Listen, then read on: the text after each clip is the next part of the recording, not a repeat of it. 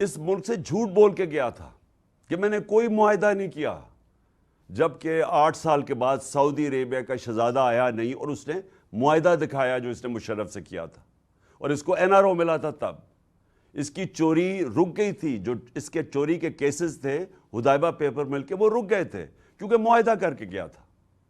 اب یہ تماشا دیکھیں کہ یہ وہ آدمی ہے جس کو سپریم کورٹ نے 1.5 سال JIT کے اندر انویسٹیگیٹ کر کے، جس کے اندر 2 بریگیڈرز بھی تھے، اس کے اندر اس کو سزا ملی، اور وہ ابھی سزا یافتہ آدمی آج پرائم منسٹر پاکستان کا جا رہا ہے، جو اس کا بھائی ہے۔ اور میں بھائی کا بھی بتا دوں کہ اس کے بھائی کو اور بیٹے کو سزا ملنے والی تھی۔ یہ جو FIA کا کیس ہے، اس میں ان کو سزا ملنے والی تھی، تو یہ وہ اس کو سازش کے تحت اوپر بٹھایا گیا۔ آپ کو سب کو پتا ہے کہ وہ گواہ بچارے 2 مہینے کے اندر سارے گواہ مرے، اور ابھی تک کوئی پتہ نہیں چلا کہ وہ کیسے ان ساروں کو ہارٹ اٹیک ہو گیا، اور پھر جو ڈاکٹر رضوان جو انویسٹیگیٹر تھا FIA کا، وہ بھی مر گیا۔ یہ وہ آدمی ہے جس کے اوپر ہیومن رائٹس کی واچ یا ایمنسٹی کی رپورٹ ہے کہ اس نے 97 سے 99 تک کوئی ایکسٹرا کئی 100 لوگ پولیس مقابلے میں مارے ہیں۔ عابد باکسر کا بیان ہے کہ یہ ہمارے سے پولیس مقابلے پہ لوگوں کو مرواتا تھا۔ یہ اور رانا ثناء اللہ ان کے اوپر ہے کہ انہوں نے ماڈل ٹاؤن دن دہاڑے پولیس کے ذریعے لوگوں کو قتل کیا، 12 لوگوں کو، اور 60 لوگوں کو گولیاں لگی۔ اب یہ دیکھ لیں کہ یہ اب جا رہا ہے وہاں، اور فیصلہ کیا ہونے لگا ہے؟ پاکستان کا فیصلہ کیا فیصلہ ہونے لگا ہے؟ وہ جو کہ سب سے امپورٹنٹ پوزیشن ہے پاکستان میں آرمی چیف کی، اس کے اوپر فیصلہ کرنے جا رہے ہیں، اور پھر آگے بھی مزید کہ اس ملک کی تقدیر کے الیکشن کب ہوں گے، نہیں ہوں گے، کتنی دیر کیئر ٹیکر، یہ سارے فیصلے ایک ملک کا بڑا 30 سال سے جو اس ملک کو چوری کر کے ملک سے پیسہ باہر لے کے جا رہا ہے، وہ فیصلہ کرے گا۔ تو میں پہلے تو یہ آپ کو صرف بتانا چاہتا تھا کہ یہ کسی بھی سیولائزڈ ملک، جن کو ترقی یافتہ ملک ہم کہتے ہیں، وہاں کوئی تصور نہیں کر سکتا اس طرح کی چیز۔ کیوں نہیں کر سکتا؟ کیونکہ سب سے پہلے وہاں قانون کی حکمرانی ہے۔ جو بھی ملک ہے، برطانیہ میں جدھر بیٹھے ہوئے ہیں، ادھر قانون کی حکمرانی ہے، رول آف لا ہے۔ وہاں ہو ہی نہیں سکتا کہ طاقتور کہے، چوری بھی کرے، کرپشن بھی پکڑی جائے، سزا بھی مل جائے، لیکن وہ NRO لے لے۔ کبھی برطانیہ میں سنا ہے کسی نے NRO لیا؟ کسی کی مجال ہے کسی طاقتور کی کہ وہ کہے کہ ہاں جی میں نے جرم کیا ہے، لیکن تم ہوتے کون ہو مجھے پوچھنے والے؟ اور بلیک میل کر کے NRO لیا اس نے مجھے۔ جو لانگ مارچز کیوں کی تھی انہوں نے میرے خلاف، جو میرے خلاف 3 دفعہ لانگ مارچز کی تھی، کیوں کی تھی؟ NRO لینے کے لیے۔ کیوں انہوں نے ہمیں بلیک میل کیا تھا پیٹف کے اوپر؟ NRO نے لینے کے لیے کہ کسی طرح میں ان کی چوری معاف کر دوں۔ میری ساری تقریریں سن لے، پہلے دن سے میں نے کہا کہ میں ان کو NRO نہیں دوں گا۔ کیوں نہیں دوں گا؟ کیونکہ یہ کون سے ملک کا نظام ہے انصاف کا کہ بیچارہ چھوٹا چور جیل میں چلا جائے اور بڑے بڑے ڈاکو قانون کے اوپر چلے جائیں۔ تو اس کے اوپر تو میں بار بار کہہ بیٹھا ہوں کہ ہمارے نبی صلی اللہ علیہ وسلم نے 1500 سال پہلے کہہ دیا تھا کہ ایسے نظام نہیں چل سکتے جو چھوٹے چوروں کو جیل میں ڈالیں اور بڑے ڈاکوں کو نہ پکڑ سکیں۔ تو تباہی کا تو سب سے پہلے یہ سبب ہے کہ رول آف لا ہی نہیں ہے پاکستان میں۔ یہ سارا جو تماشا ہو رہا ہے، اس کا مطلب کہ یہاں قانون کی حکمرانی نہیں ہے، یہاں طاقت کی حکمرانی ہے۔ یہاں جو طاقتور ہے وہ جو مرضی چاہے کر سکتا ہے۔ جو یہ سارا اعظم سواتی کا کیس ہوا، یہ جو مجھے گولیاں لگی ہیں، میں FIR ہی نہیں کٹوا سک رہا ملک کا ایکس پرائم منسٹر، کیونکہ طاقتور سامنے کھڑا ہوا ہے۔ جدھر طاقتور سامنے آتا ہے ادھر انصاف چلا جاتا ہے۔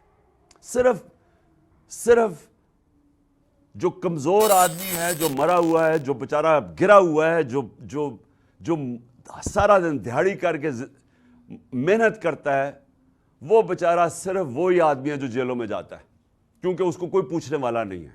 وہ قصوروار ہو یا نہ ہو، وہ جیل میں چلا جائے گا۔ طاقتور کو یہ اب آپ کے سامنے تماشا ہو رہا ہے کہ سارے ملک میں ڈیل کی جا رہی ہے۔ یہاں طاقتور ڈاکوؤں سے ڈیل کی جاتی ہے، ان کو جیلوں میں نہیں، سزا نہیں ملتی، ڈیل ہوتی ہے۔ تو یہ ڈیل ہو رہی ہے سارے ملک کے سامنے۔ تو پہلی چیز تو میں یہ کہنا چاہتا تھا کہ کبھی بھی کوئی قوم جدھر قانون کی حکمرانی نہیں ہے وہ ترقی نہیں کر سکتی. آج ساری جو ڈیولپنگ ورلڈ ہے, جو غریب ملک ہیں, آپ ذرا ان کو ایک ایک ملک دیکھ لیں اور ایک ایک جگہ آپ کو ایک ہی چیز نظر آئے گی, وہاں طاقتور قانون سے اوپر ہے. وہ بھی پیسے چوری کر کے ملک سے باہر بھیج رہا ہے, وہ بھی باہر بینکوں کے اندر بڑے بڑے لنڈن نیو یارک میں بڑے بڑے محل خرید رہا ہے. وہ ہر غریب ملک کا یہی مسئلہ پڑا ہوا ہے. اور میرے نبی نے 1500 سال پہلے کہہ دیا تھا کہ تباہی کا سبب کیا ہوتا ہے, اور یہ ہمارے سامنے ہے. اور برطانیہ جدھر آپ بیٹھے ہوئے ہیں, ذرا پوچھیں کہ وہ پاکستانی ہوتے ہیں, ہماری کمیونٹی بڑی تکڑی برطانیہ میں, امریکہ میں, یورپ میں ہماری تکڑی پاکستانی کمیونٹی ہے. پوچھیں تو صحیح ان سے کہ کیوں وہ نکلتے ہیں ہمارے لیے, کیوں وہ تحریک انصاف کو سپورٹ کر رہے ہیں. کیونکہ وہ جانتے ہیں, ان کو پتہ ہے کہ انصاف کیا ہوتا ہے. انہوں نے ان معاشروں کے اندر انصاف دیکھا ہوا ہے, اور ان کو پتہ ہے بیچارے زیادہ تر تو یہاں سے بھاگتے اس لیے ہیں کہ یہاں انصاف ہی نہیں ہے. لوگ, آپ کسی کی زمین پہ قبضہ کر لیں, وہ بیچارہ ٹکرے کھاتا رہے گا اگر طاقتور سامنے کھڑا ہو گیا. کیوں نہیں ہے برطانیہ میں قبضہ گروپ؟ پوچھے نا, برطانیہ میں کیوں نہیں قبضہ گروپ؟ کبھی کوئی تصور ہے کہ قبضہ گروپ آ سکتا ہے؟ یورپ میں کیوں نہیں ہے قبضہ گروپ؟ امریکہ میں کیوں نہیں ہے قبضہ گروپ؟ یہ تو صرف وہ بنانا ریپبلکس میں ہوتے ہیں. بنانا ریپبلک کا مطلب ہوتا ہے کہ جس قوم میں انصاف نہیں ہوتا, جس قوم کے اندر یہ جب طاقت کی حکمرانی یعنی جنگل کا قانون ہوتا ہے تو وہ تباہ ہو جاتے ہیں. دوسری چیز کیا نظر آ رہی ہے اب؟ دوسری چیز یہ نظر آ رہی ہے کہ پاکستان کے اندر امر بالمعروف نہیں ہے. اللہ کا حکم ہے اچھائی کے ساتھ کھڑے اور برائی کے خلاف جہاد کرو. یہ آج برطانیہ میں پوچھے لوگوں سے, آپ کے جو یہ نکلتے ہیں پاکستانی برطانیہ میں, یہ جو ایونز فیلڈ کے بعد پبلک نکلتی ہے, یہ ہم نہیں نکالتے. ان کو برطانیہ میں پتہ ہے کہ ان کی قوم اچھائی کے ساتھ کھڑی ہوتی ہے, اور اس کی وجہ سے جرأت نہیں ہوتی کسی میں برا کام کرنے کے لیے. وہ ڈرتے ہیں کیونکہ قوم ان کے خلاف کھڑی ہو جاتی ہے. قوم جو ہوتی ہے وہ سب سے زیادہ امر بالمعروف کی وجہ سے ایک قوم کے اندر اخلاقیات کو اوپر لے کے آتی ہے. تو یہ تو ساری قوم کے سامنے اخلاقیات کا قتل ہو رہا ہے کہ ایک مفرور آدمی بیٹھ کے تو ملک کے فیصلے کر رہا ہے. تو اس کا مطلب برائی میں بری چیز کیا ہے؟ پھر چوری کیوں بری ہے؟ کیوں میں کرپشن نہ کروں؟ میں کیوں لوگوں کو قتل نہ کروں؟ جب یہ ایک معاشرہ اس کو برا ہی نہیں سمجھتا تو پھر اس میں کون محنت کر کے پہلے پڑھے لکھے, پھر ہر روز صبح سے لے کے شام تک کام کرے, اپنے بچوں سے دور ہو, کون اتنی محنت کرے؟ چوری کرے اور پیسہ بنا لے. تو معاشرے کیوں کامیاب ہوتے ہیں؟ کیوں میرے نبی صلی اللہ علیہ وسلم نے مدینہ کی ریاست میں امر بالمعروف قائم کیا, عدل اور انصاف قائم کیا, اور اس کی وجہ سے وہاں خوشحالی آئی.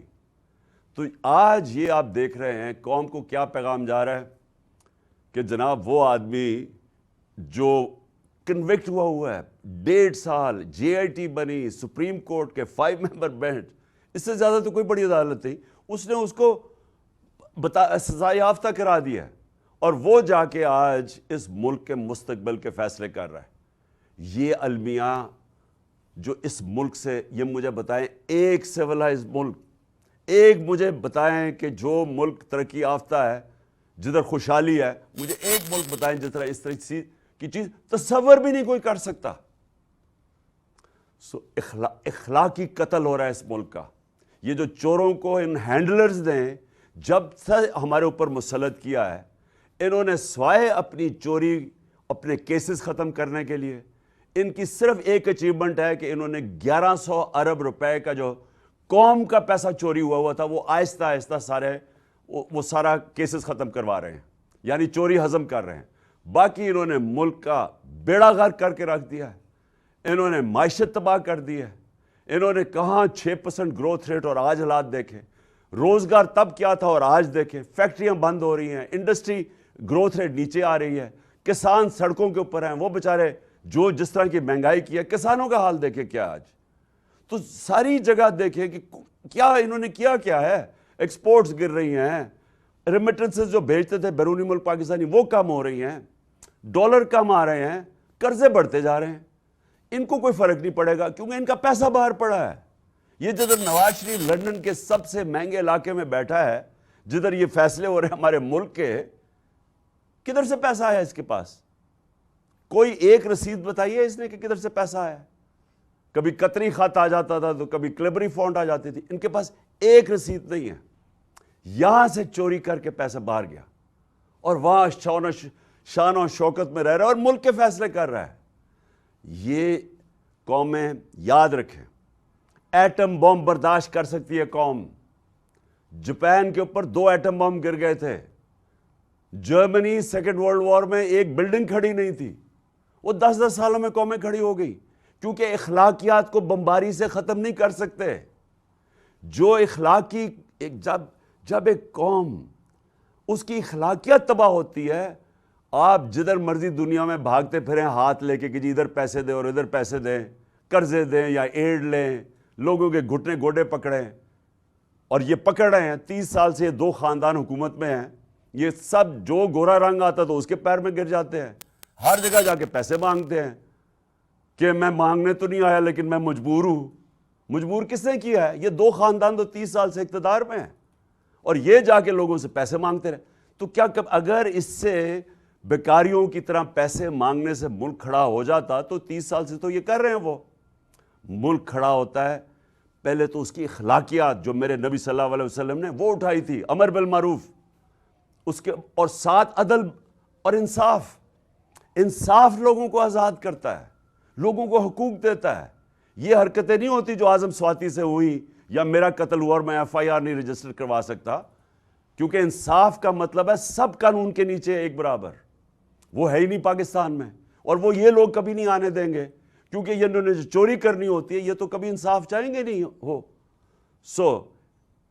انہوں نے اخلاقیات قائم کی, امر بالمعروف قائم کیا, اور انہوں نے عدل اور انصاف قائم کیا.